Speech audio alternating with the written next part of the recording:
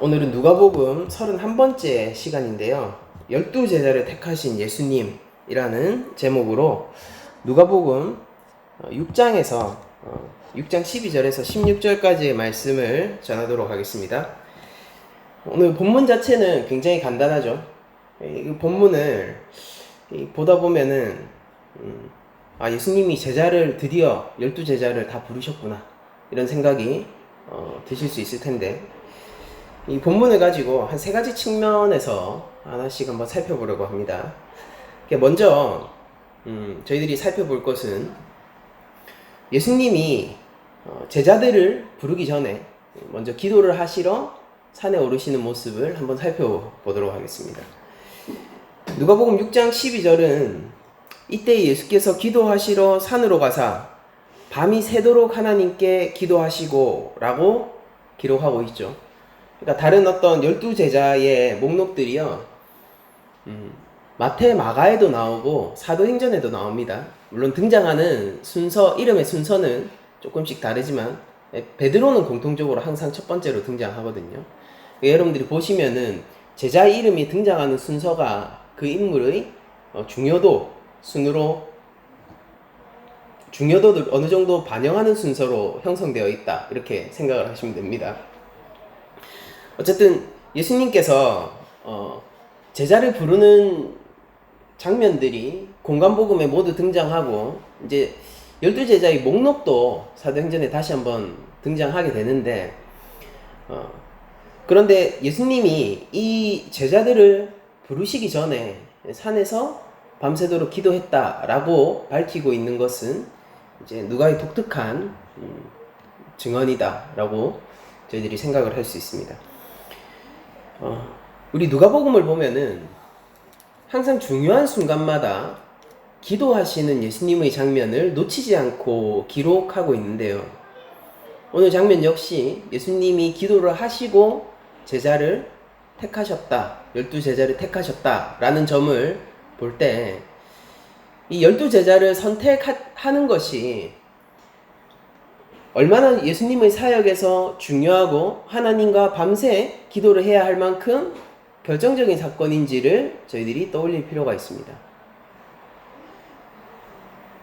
예수님은 마치 신의 산을 향하여서 나아가는 모세처럼 하나님의 말씀을 듣기 위하여 산으로 기도를 하러 가시곤 하셨는데요. 이제 산이라는 장소는 아무래도 한적하고 인적이 없고, 그리고 지상에서부터 조금 위로 떨어져 있는 곳이죠.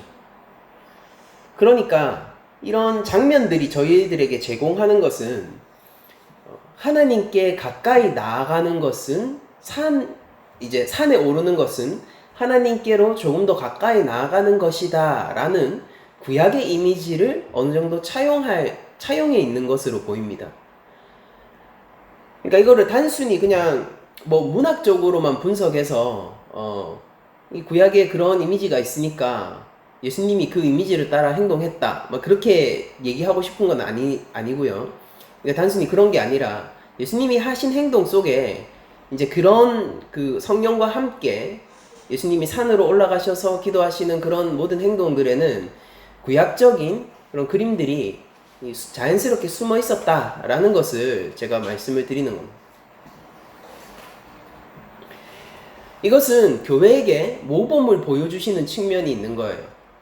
그러니까 우리가 중요한 순간에 하나님과 이야기하고 기도하고 무언가를 결정하는 것은 예수님의 본을 따르는 행동이라는 것을 저희들이 알 수가 있습니다.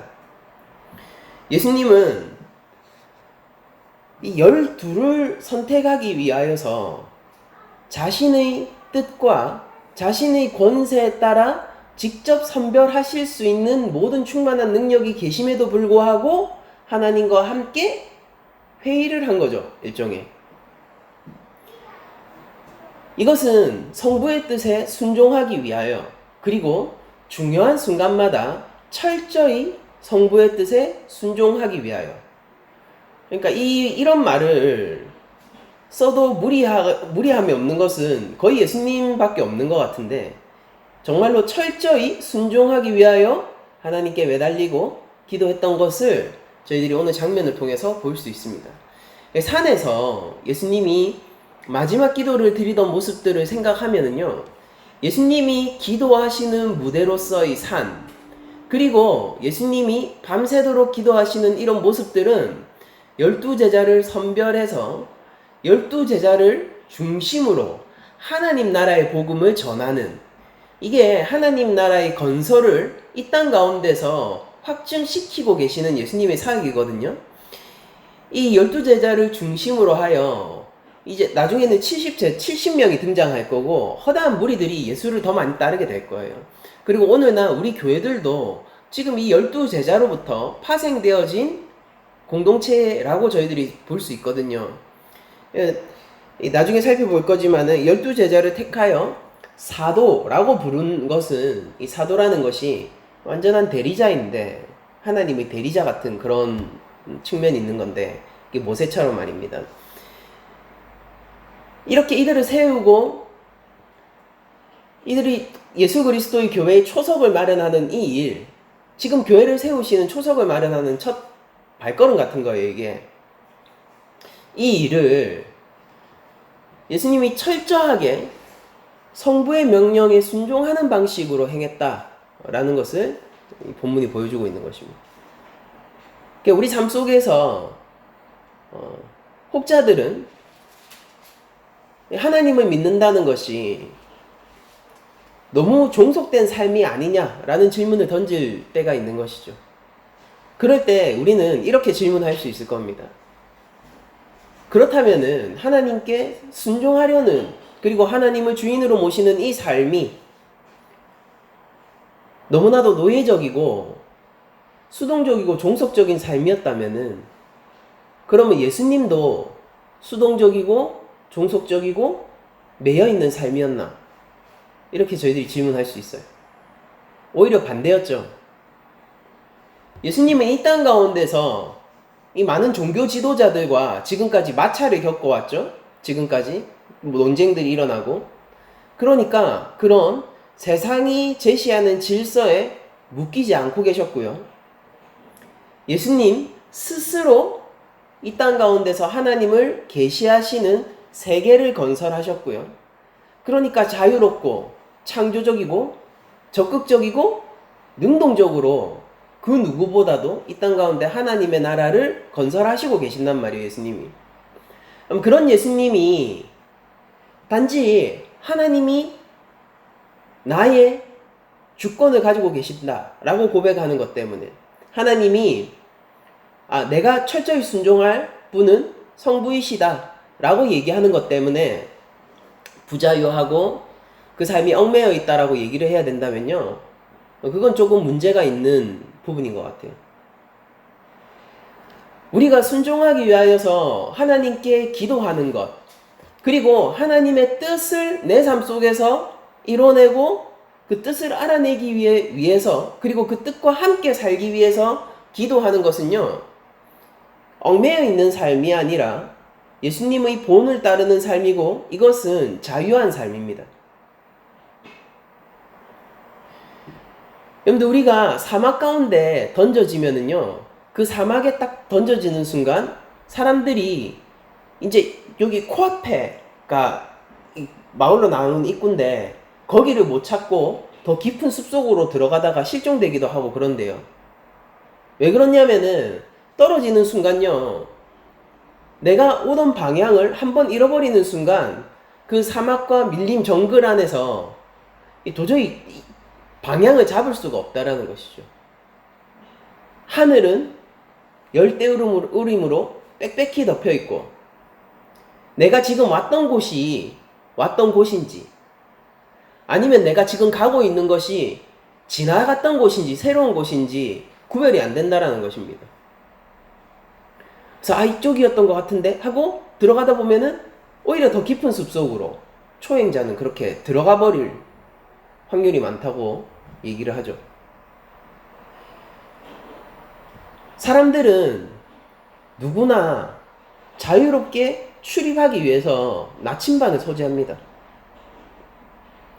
내가 어디로 가야 할지 알고 지금 어디로 떠나고 있는지를 알기 위해서 안내자를 필요로 합니다. 거기에 익숙한 사람 말이에요. 현지인, 그 마을 주민 말입니다. 그래서 아마존이나 밀림 정글을 탐험하는 그런 학자들 있잖아요. 동물학자라든지 식물학자, 이런 학자들은 항상 현지인을 조수로 쓴대요. 그들에게 원하는 것은 내 연구를 도와줄 학식이라든지 내 연구에 보탬을 줄 그런 학문적인 도움이 아니라 진짜로 거기서 사는데 도움을 얻는 거예요. 내가 가야 할 곳을 알려주고 내가 나올 방향을 알려주고 그들이 길을 만들어주는 겁니다. 이 정글도 같은 걸로요. 그게 그 밀림에 들어간 학자들이 조수가 현지인이 하는 일이에요. 그러니까 밥 해주고 정글도로 이렇게 만들어주고 근데 그 정글도로 막 이렇게 치놓고 한 일주일 지나면 거기 다시 빽빽하게 식물이 자라있다고 하더라고요. 근데 그걸 어떻게 하냐고요. 근데 아는 사람은 아는 거예요.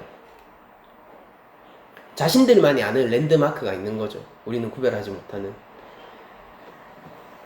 그래서 학자는요, 그런 안내자를 둠으로 인해서 자유롭게 출입하고 자유롭게 연구하고 창조적인 일을 수행합니다.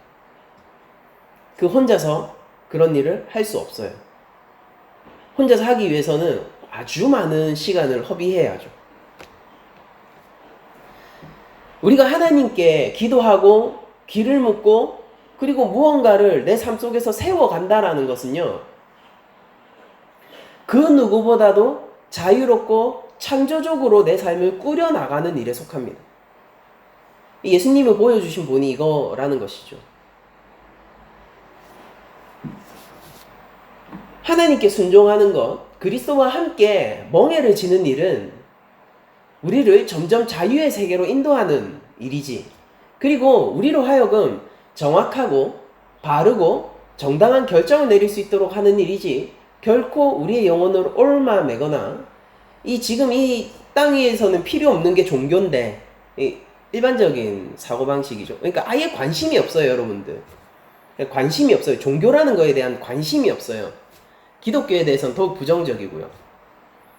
종교의 생명이 끝났다. 현대는 그렇게 외치고 있습니다. 그럼에도 불구하고 우리들은 이 시대 속에서 여전히 외쳐나가는 거예요. 내 삶의 나침판은 하나님이어야 한다.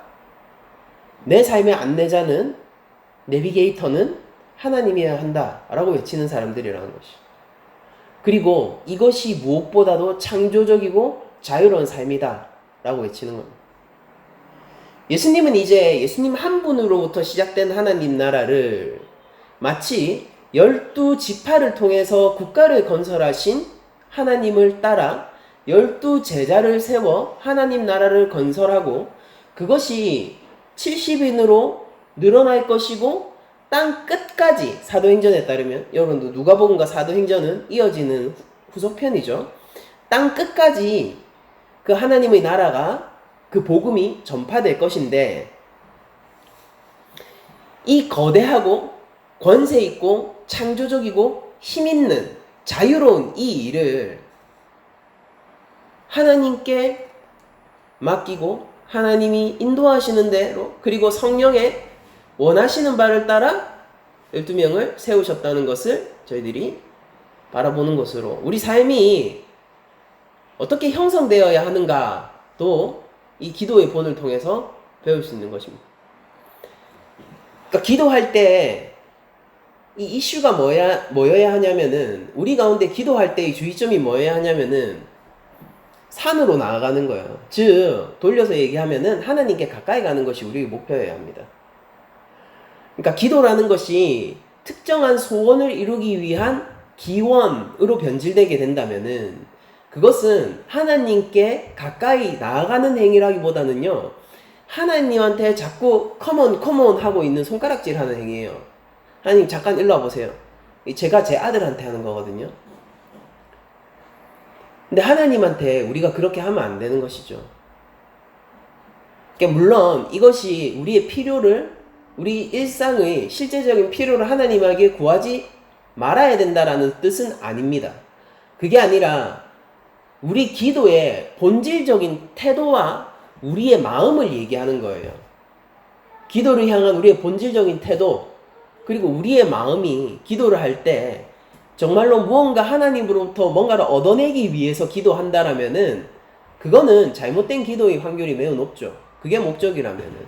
그게 아니라 하나님께 더 가까이 나아가기 위하여 정말로 내가 내 삶 속에서 예수님이 제자를 세워서 하나님 나라의 복음, 즉 하나님의 나라를 형성하셨던 것처럼 내가 내 삶 가운데서 하나님 나라에 참여하고 하나님 나라가 내 삶 속에서 서 나가기를 원하기 때문에 무언가를 구하면은요, 그것은 하나님 앞에서 옳은 기도가 될 것이라는 것입니다.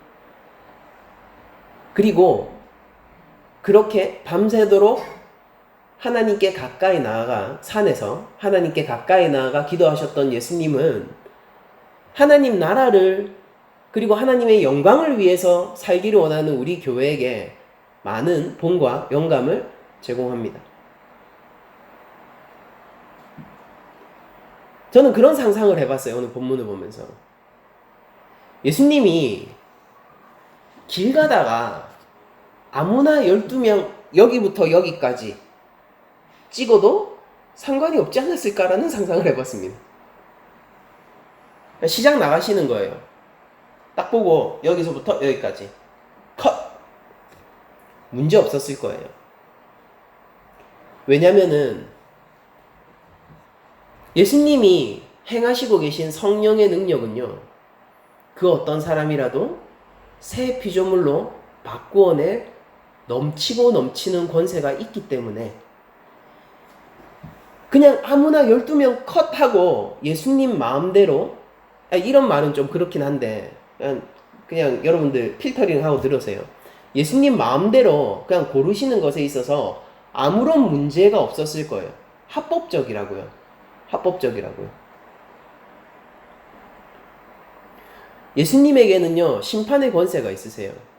성부가 그거를 온전히 위임해서 보냈다고요. 예수님은 안식일의 주인이시라고요. 안식이 예수님 안에 있고요. 판단 기준은 예수님 스스로 하세요. 안식에 대한 출입도 예수님이 결정하시는 거예요. 그러나 예수님은 그런 권세와 능력을 가지고도 겸손하세요. 어떤 측면에서? 성부와 밤새도록 씨름하십니다. 그리고 12명을 부르세요. 우리가 하나님을 믿는다라는 것은 이런 것인 것 같아요. 우리 삶 속에서의 결정권을 자꾸 하나님 앞에 내어드리는 것이죠. 그것이 익숙해지는 것이고 그런 것들이 더 자연스럽고 성숙해지는 방향으로 가는 게 우리의 인생인 것 같습니다. 성도의 인생이라는 것은 내 삶 속에서 더 많은 부분이 하나님이 개입할 수 있도록 내어드리는 과정이라는 것이죠. 그리고 그 과정이 그 무엇보다도 창조적이고 자유로운 과정이라는 걸 우리들이 기억해내야 합니다. 그러니까 율법에 얽매여 있는 사람들은 이 하나님께 내어드리는 과정이 힘들어요. 일주일에 2번 금식을 했어야 됐어요. 이 경건한 바리새인으로 사람들에게 불리기 위해서는요. 사람들로부터 존경을 얻기 위해서는 일주일에 2번은 금식했어야 됐다고요. 근데 내가 감기 걸렸으면은요. 그 주에 감기 걸렸으면은 그래도 그 평판을 놓칠 순 없죠. 아, 저렇게 몸이 아픈데도 금식하더라 라는 더 조로의 기회가 찾아왔죠. 그렇지 않겠습니까? 사람들로부터 더 큰 칭찬을 받을 수 있는 기회 아니에요? 아, 저 랍비를 보아라. 저렇게 힘든 와중에서도 금식 2번을 반드시 지켜내더라. 참으로 하나님께 영광이 아니겠는가? 라고 사람들의 칭찬을 받지 않겠습니까?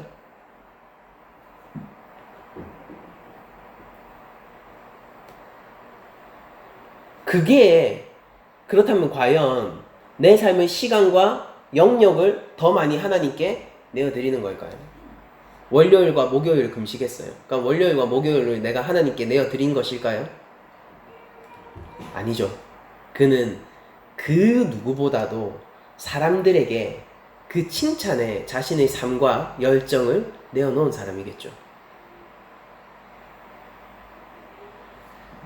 우리 성도에게 있는 권세라는 것은 말할 수 없습니다.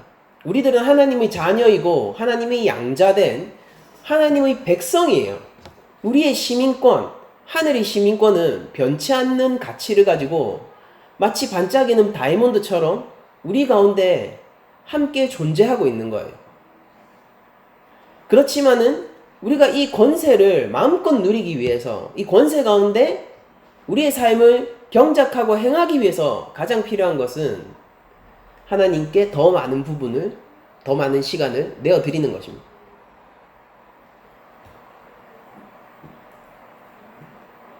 삶의 순간순간에, 그리고 삶의 중요한 변화의 순간에 하나님이 원하시는 말씀에 순종할 수 있는 결정을 우리들은 내릴 수 있어야 되는 거예요. 그러기 위해서 우리는 기도하는 겁니다. 내가 원하는 삶을 만들기 위한 목표를 성취하고 싶은데 그게 하나님한테 힘이 있으니까 하나님 힘 때문에 기도하는 게 아니라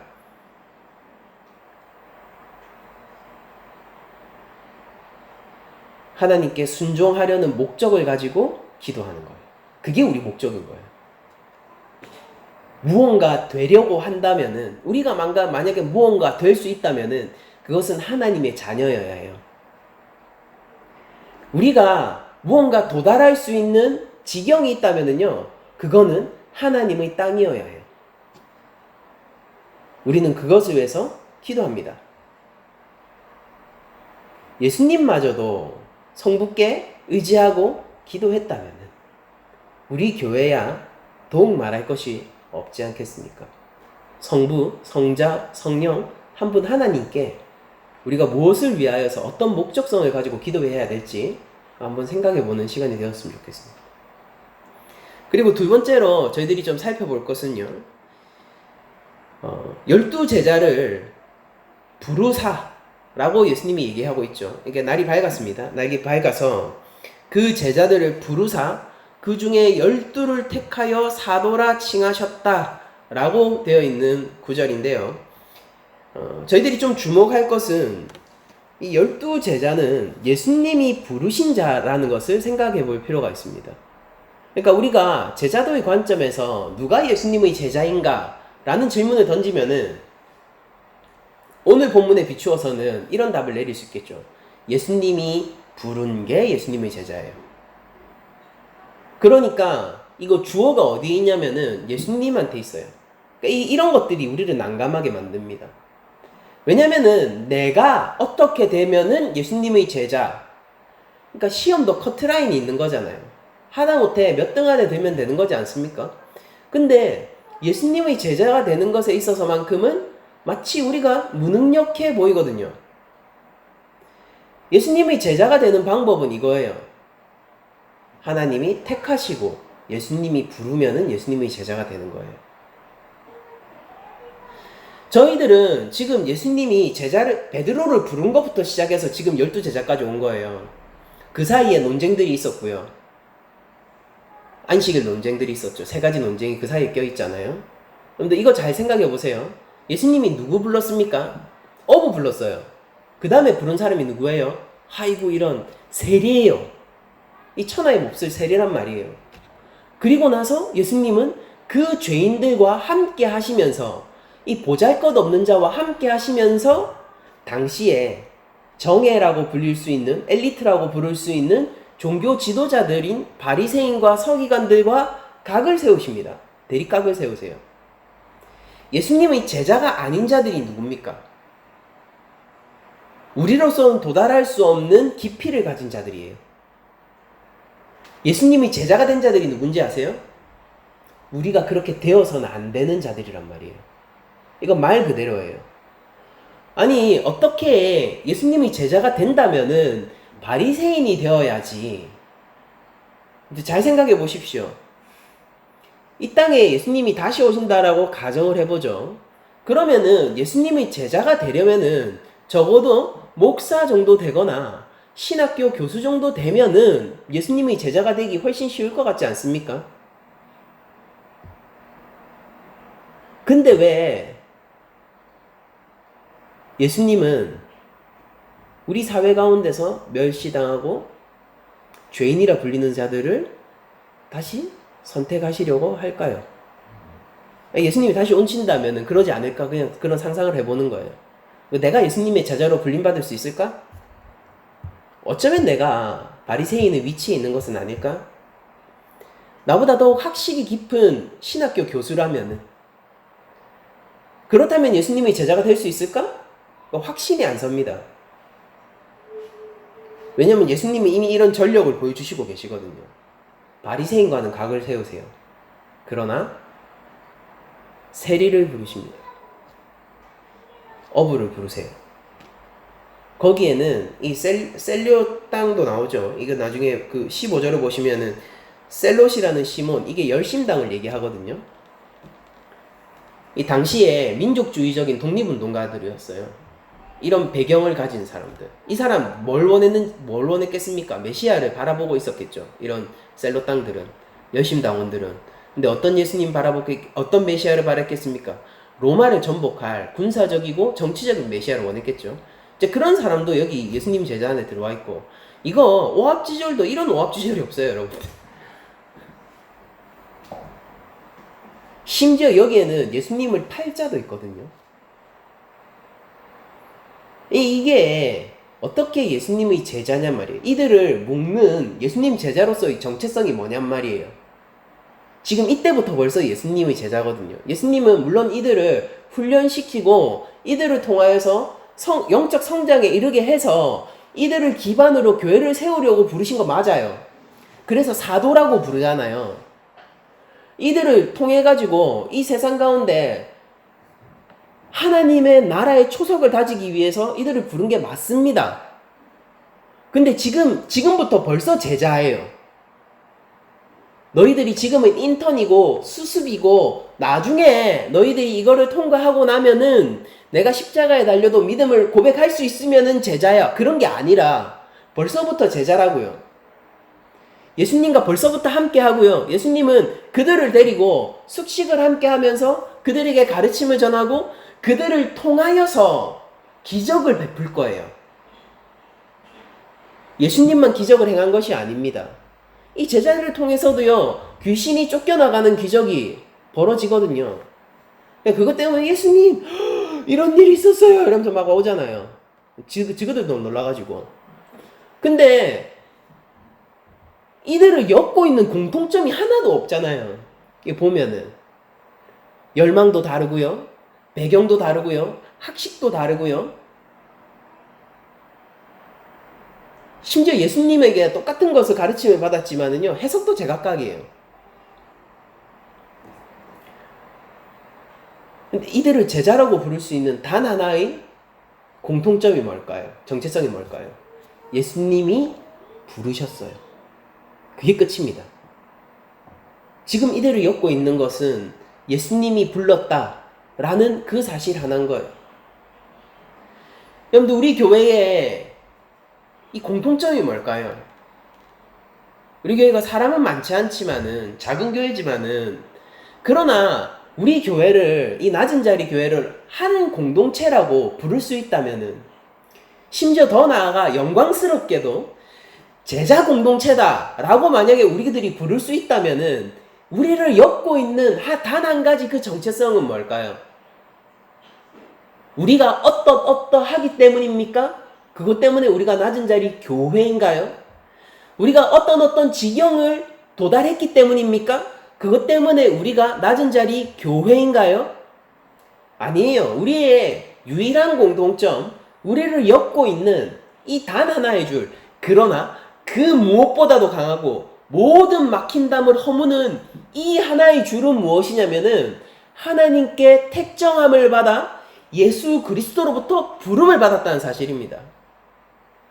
그러니까 우리가 예수님의 제자로서 사는 것은요, 기본적으로 감사가 넘쳐야 되는 거예요. 그리고 겸손이 동반되어야 되는 것입니다. 12 제자의 선택은 기존 종교 지도자들과의 반대 위치의 선자들이었어요. 이게 여러분 이거 잘못 생각하시면 안 돼요. 예수님이 그러면은 권위에 대해서 대항하고 권위를 무너뜨리는 자인 줄 아세요? 아니에요. 예수님 스스로가 권위를 세우시는 분인데 그 권위와 질서 체계를 무시하시는 분이 아니란 말이에요. 예수님도 성전에 다 나가시고 율법을 따라 다 행하시잖아요. 그게 아니라 예수님이 보여주시는 것은 이것입니다. 그런 훈련이 잘 되어졌고 기존의 유대교와 율법 가운데서 정예로 불리는 자들, 거기에 한참 못 미치는 자들이라도 하나님 나라의 초석이 될 수 있다는 것을 보여주는 것입니다. 그걸 통해 가지고 그러면 우리는 또 이런 결론에 도달하겠죠. 와, 누구든지 최고가 될 수 있어. 아니에요. 그게 아니라 예수님이 최고란 뜻이에요. 돌로도 하나님 나라를 만드실 거예요. 그래서 돌 같은 자들을 불러 세워다가 하나님 나라를 만드는 겁니다. 하나님 나라는 하나님의 나라예요. 이 복음의 주도권, 이 안식의 주인은 예수 그리스도께 있는 것입니다. 저마다의 생각을 품고 왔으나 각자의 배경이 다르나 어쩌면 이 초기 예수 공동체에서는요 서로를 향한 배척이 있었을지도 모르겠어요. 여러분들 베드로가 세리였던 그 레위를 보면서 마태죠. 레위를 보면서 좋은 마음이 들었겠습니까? 이게 다 상상이긴 한데 안 좋았을 것 같아요. 쟤가 왜 있지? 지도 있으면서 지도 있으면서 그런 생각, 우리 그렇잖아요. 나도 여기 있으면서 내 같은 것도 여기 있으면서 이거 보면서 그런 생각 한단 말이에요. 쟤가 왜 있지? 이건 아닌데 이렇게 생각했을 거란 말이야. 근데 그들이 유대가 왜 날로 깊어지겠습니까? 그들이 왜 날이 가면 날이 갈수록 영적 성장을 이루고 단 하나의 하나님 나라를 향하여서 그 표지를 향해서 달려나가는 한 공동체가 됐겠습니까? 이유는 하나뿐이에요. 그들은 모든 것을 버리고 예수를 따른 자들이거든요. 일단 예수님께 걸었던 자들인 거예요. 이 오합지졸들은 그런 방면에서 탁월했던 공동체였던 것입니다. 우리 나순자리교회 역시 오합지졸이에요. 그러나 우리가 탁월해야 하는 방향이 있는 거예요. 모든 것의 포커스를 예수 그리스도께 맞추고 우리의 삶을 주님께 던지는 이 일에 관해서만큼은 우리가 탁월해야 돼요. 여기서는 우리가 욕심을 내야 되고요. 우리가 양보할 수 없는 것이죠. 그리고 이런 삶을 살 수 있는 이 모든 것은 무엇으로부터 시작되는 것입니까? 예수님이 부른 때부터 시작되는 거예요. 우리 삶 가운데 이미 임한 이 하나님 나라, 지금 임하고 있는 하나님의 통치는 내가 하나님께로 가서가 아니라 나는 그 문 앞에 앉아가지고 세금 걷고 있는데, 나는 물고기 못 잡아서 낭망하고 있는데, 오늘 하루 먹고 살 것 때문에 걱정하고 있는데, 예수님이 지나가다가 보시는 것부터 시작되는 거예요. 보시고 다가오시는 것으로부터 시작되는 겁니다. 다가오셔서 말 걸어주시는 것로부터 시작되는 거예요. 그게 제자 공동체예요. 우리가 이 사실을 잊어버리게 된다면요, 우리는 언제든지 바리새 공동체로 떨어질 수 있어요. 우리가 정예가 되어야 합니까? 우리가 신앙의 어떤 엘리트가 되어야 되는 거예요? 물론 어떤 측면에서 이게 말의 뉘앙스 차이인데 우리는 신앙의 엘리트가 되어야 되겠죠. 근데 우리가 신앙의 엘리트가 된다라는 게 바리새인적인 측면에서의 엘리트라면은 우리는 그런 것들을 거부해야 돼요. 우리가 탁월한 신앙을 가진다라는 것은요, 더욱더 많은 것들을 던지고 예수밖에 모르는 사람이 되어간다라는 뜻이에요. 이전과는 다르게 아둔하게 사라진다는 뜻입니다.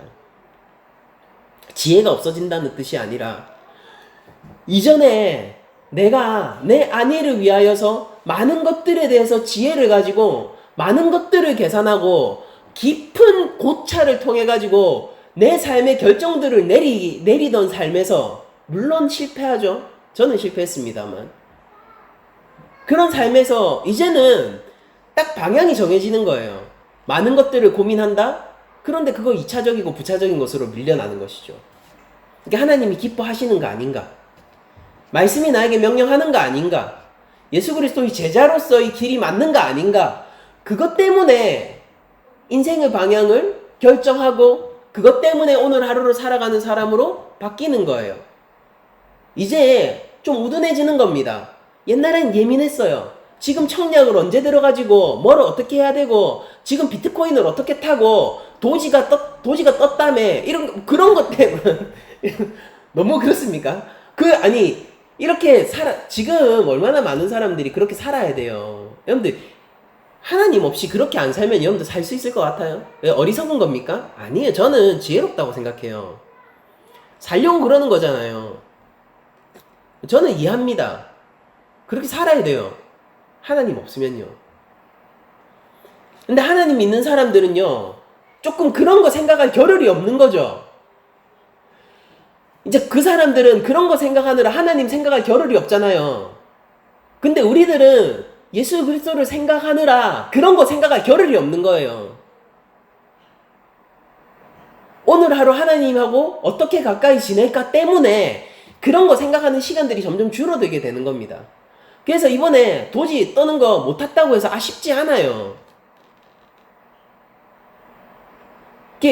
어디고, 여러분들, 이런 용어에 익숙하실지 모르겠는데, 지금 이거 비트코인 숏으로 갈까, 롱으로 갈까, 그거 갖고 3일 내내 고민하고 장고하는 사람을 보신 적 있으십니까? 물론 저는 주식도 안 하고, 코인 이런 것도 전혀 하지 않습니다만, 앞으로도 그런 일이 없을 것 같아요.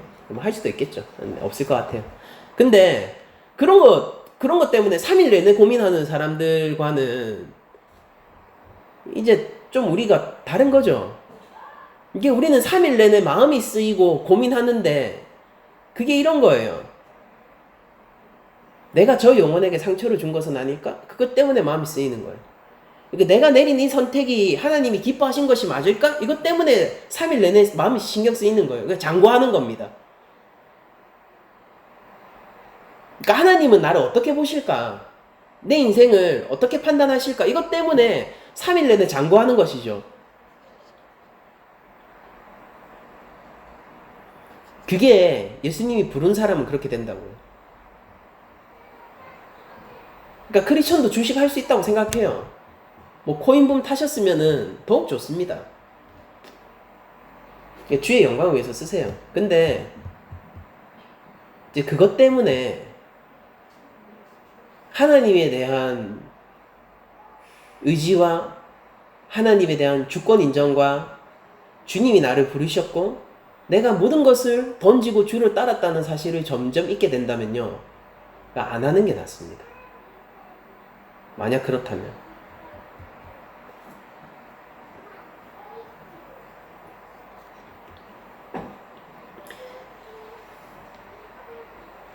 어부와 세리들, 민족주의적인 열심당원들, 그리고 어쩌면은 배반자들도 모여서 우리가 예수라는 이름 하나 때문에 축복을 받고 있고 예수라는 이름 하나 때문에 생명을 얻고 있고 예수라는 이름 하나 때문에 우리의 인생에 믿음의 안전을 보장받고 있습니다.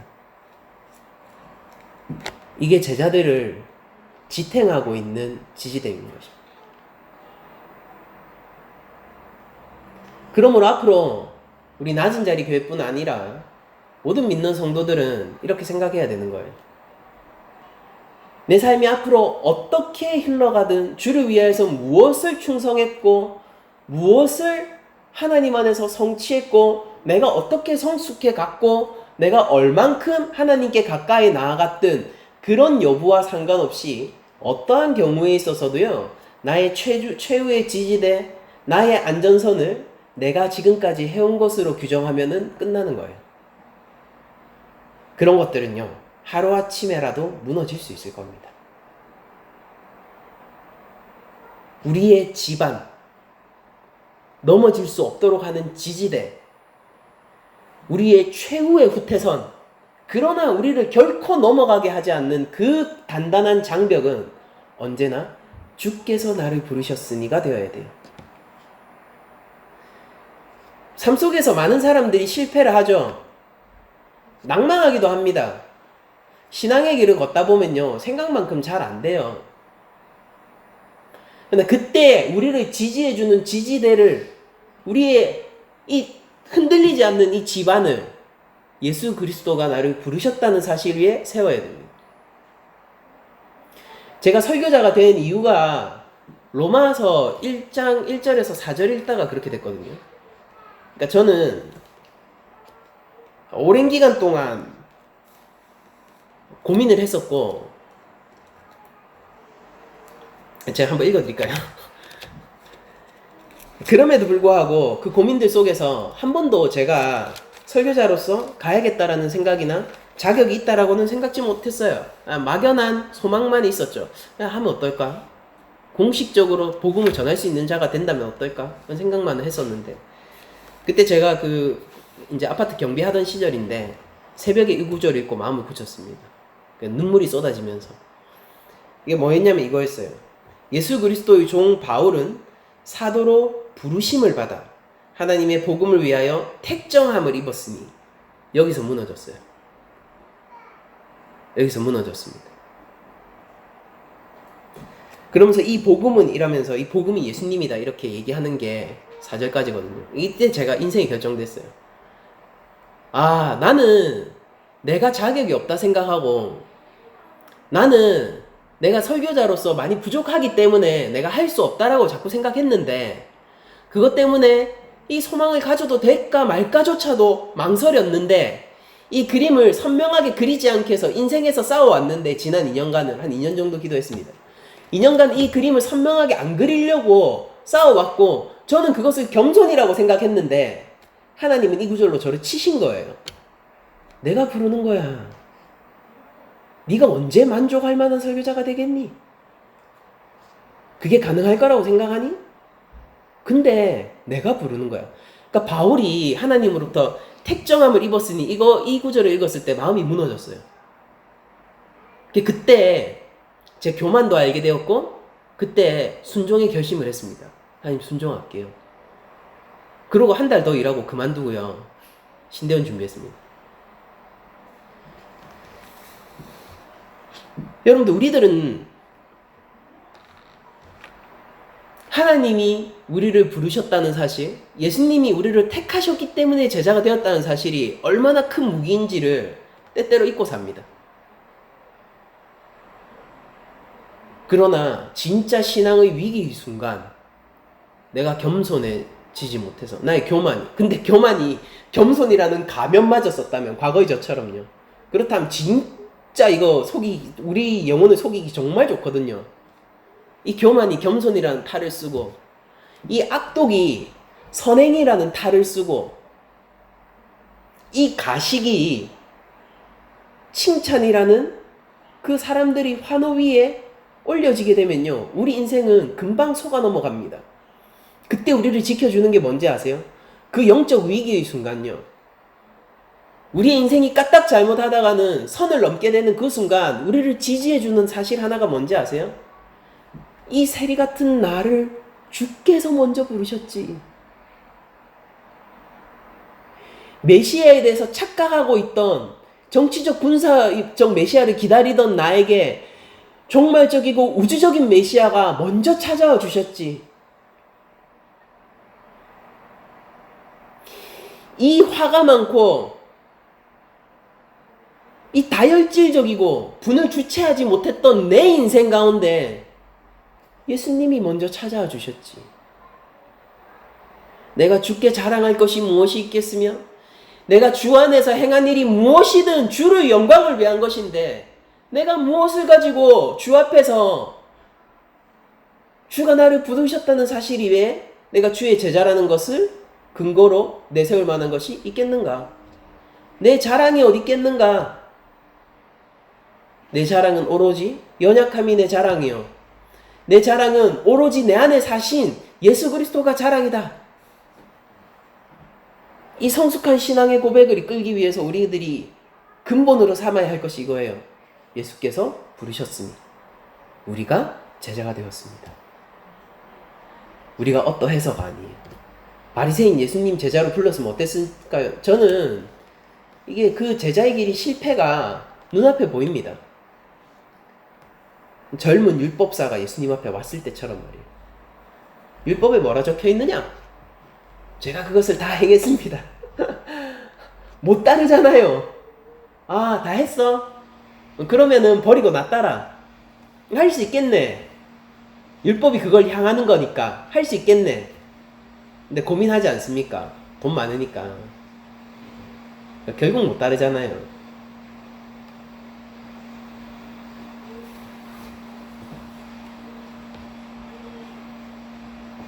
예수님이 우리 삶을 지켜보셨습니다. 우리를 불러주셨어요. 감사와 자유와 은혜가 넘치는 이 삶을 우리가 받았습니다. 우리가 어떻게 하나님을 찬양하지 않을 수 있고 예수 그리스도를 따르지 않을 수 있겠습니까? 우리의 삶이 어떻게 주께로 집중되지 않을 수 있겠습니까? 마지막으로 우리가 오늘 본문을 통해서 살펴볼 것은 이 공동체 위에 유다가 섞여 있다라는 사실입니다.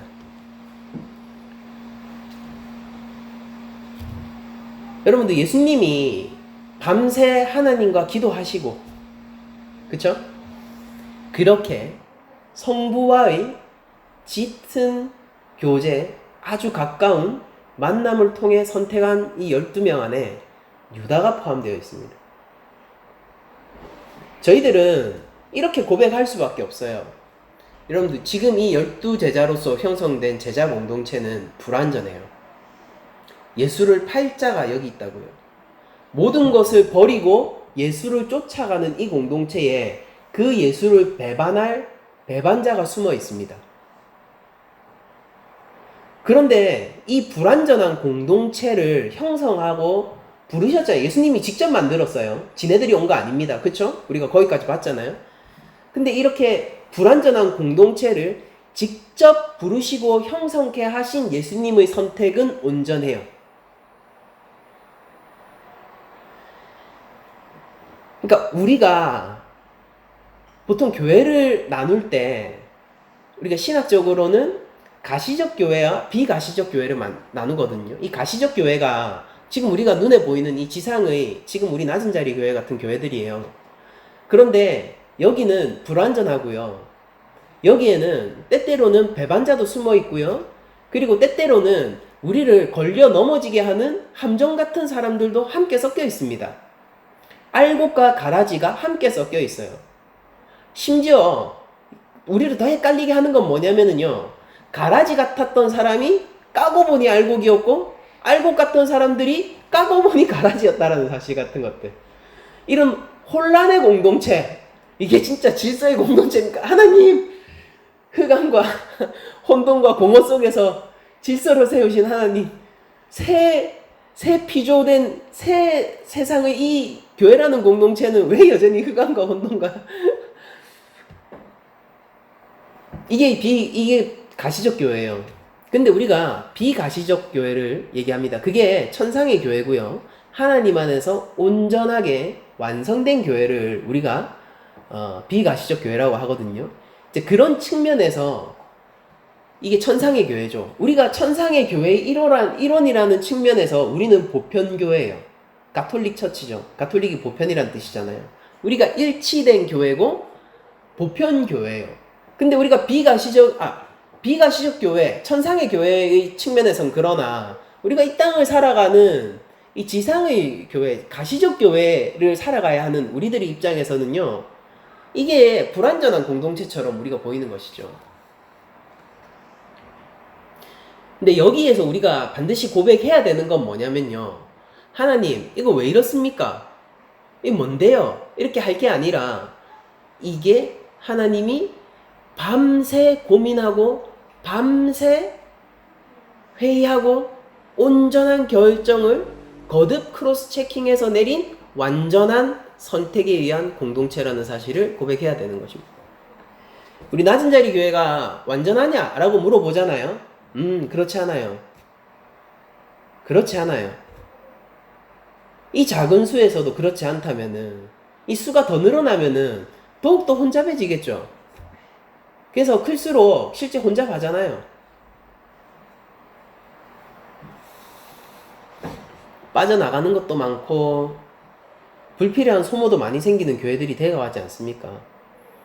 근데 그럼에도 불구하고 그 교회는 예수님이 직접 부르신 예수님의 실수 없는 온전한 책임 아래에서 결정을 내린 예수의 온전한 공동체라는 사실.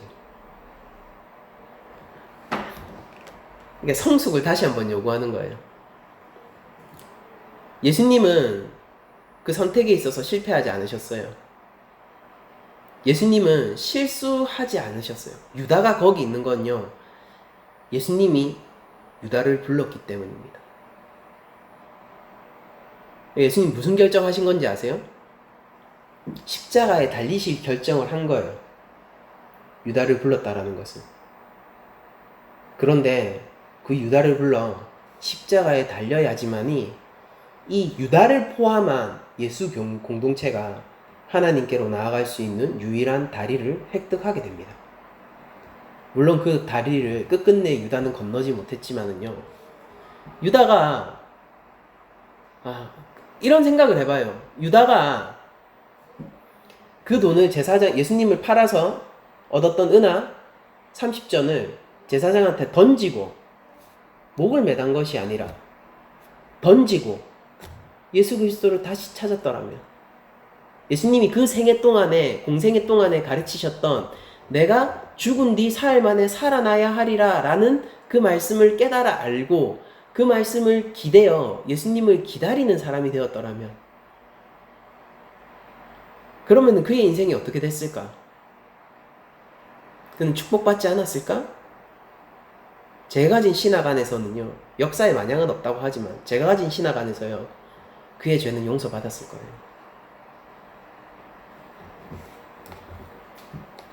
유다가 예수의 공동체 안에 있는 것은요, 예수님의 공생의 기간 동안에, 제가 기간을 한정하고 있죠.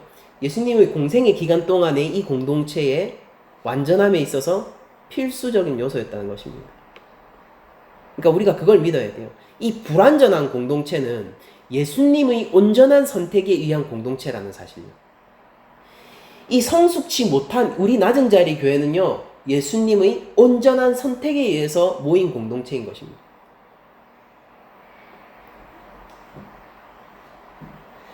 다 아시는 주님이, 문자 그대로 다 아시는 주님이 우리를 부르시고 우리를 낮은 자리 교회라는 이름 안에서 하나로서 신앙생활하게 하셨습니다. 이 많은 부분 우리가 만족하지 못하는 부분들이 있을 수도 있고, 이 교회가 모든 것을 해결할 수도 없겠지만은, 그럼에도 불구하고 이 공동체는 예수님의 온전한 선택에 의한 공동체입니다. 그런데 우리 교회에 많은 사람들이 왔다 갔다 했죠. 그러니까 우리 교회 자체가 흐르는 교회의 성격이 있기 때문에 그냥 왔다가 쉬었다가 다시 가고 이런 사람들이 감사하게도 매해 있었지 않습니까? 근데 그렇게 우리 교회가 제가 장난 삼아서 준 멤버십을 드립니다 막 그런 식으로 막 얘기하기도 하지만은, 여러분들은 정 멤버십이잖아요.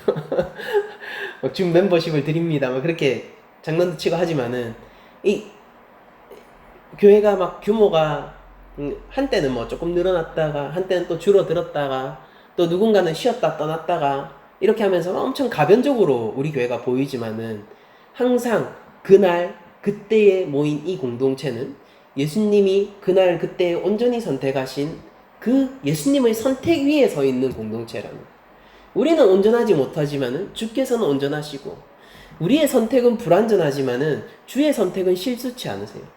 유다마저도 실수치 않고 공동체로 넣으시고 12제자로 세우신 예수님이라면요, 하물며 우리야 어떠하겠습니까? 우리 공동체 안에 연약한 지체가 왔다가 갔다가 이럴 수도 있죠.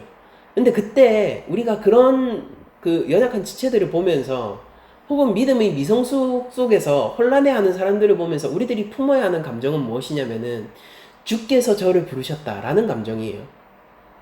우리로서는 긍휼함이 우리 가운데 넘쳐야 하고요, 우리로서는 그들을 받아들이고 모든 벽을 허무시는 예수 그리스도의 그 사랑의 마음이 우리 가운데 넘쳐야 하는 게 우리 공동체여야 한다는 것이죠. 왜냐면은 우리 공동체는 예수 그리스도의 온전한 선택 위에서 불완전함에도 불구하고 그러나 예수 그리스도의 온전한 선택 위에서 우리도 그걸로 먹고 사니까, 그러니까 저가 어떤 이가 온다 하더라도요, 그가 우리 공동체에 받아들여질 수 있도록 해야 돼요. 그것이 일정 기간이든 아니면은 뭐 등록 교인이 되든 그런 것과 상관없이 말입니다. 여러분들 동성애자가 우리 교회 오면은 우리 교회 어떻게 해야 될까요?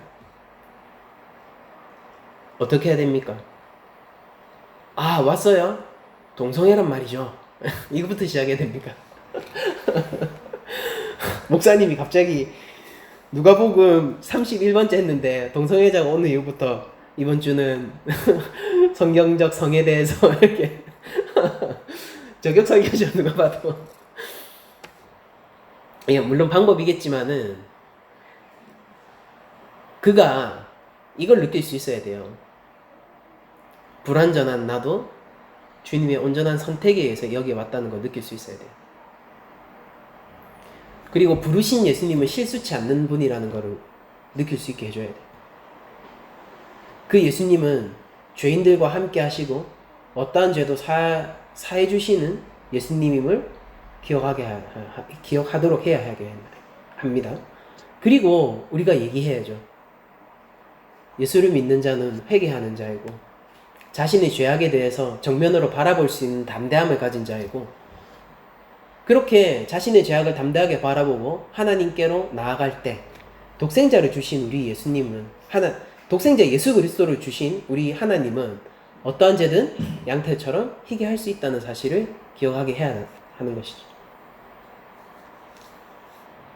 그러니까 우리 교회 정체성이 어디에 머물러 있는가에 따라서 조직적으로 비슷할지 모르고 전해지는 성경의 내용들이 비슷할지 몰라도 그 색깔과 뉘앙스가 굉장히 달라진다는 사실을 기억해야 됩니다.